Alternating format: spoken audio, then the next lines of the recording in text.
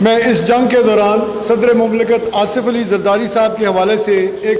واقعہ بتانا چاہوں گا۔ اس جنگ کے دوران صدر آصف علی زرداری کو بتایا گیا کہ ایوان صدر بھارت کے پرائم ٹارگٹ میں سے ایک ٹارگٹ ہے اور بھارت ایوان صدر کو نشانہ بنا سکتا ہے، لہٰذا آپ زیر زمین بنکر میں شفٹ ہو جائیں۔ اس پر صدر آصف علی زرداری نے کہا کہ میں پاک فوج کا سپریم کمانڈر ہوں اور کسی صورت میں بنکر میں شفٹ نہیں ہوں گا، اس سے پاک فوج کے مورال پر اثر پڑ سکتا ہے۔ صدر نے کہا کہ اگر بھارت ایوان صدر پر حملہ کرتا ہے تو زندگی اور موت اللہ کے ہاتھ میں ہے، ہمیں بے خوف ہو کر بھارت کا مقابلہ بہادری اور جرأت سے کرنا ہے۔ جس ملک کا سپریم کمانڈر صدر آصف علی زرداری جیسا نڈر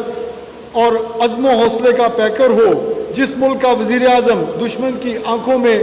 آنکھیں ڈال کر پوری غیرت اور وقار سے بات کرتا ہو، اور جس ملک کا چیف آف آرمی اسٹاف ہر لمحہ دشمن کو نیست و نابود کرنے کے لیے بے چین اور تیار بیٹھا ہو، اس ملک کے سامنے نہ صرف بھارت بلکہ دنیا کی کوئی طاقت ٹک نہیں سکتی۔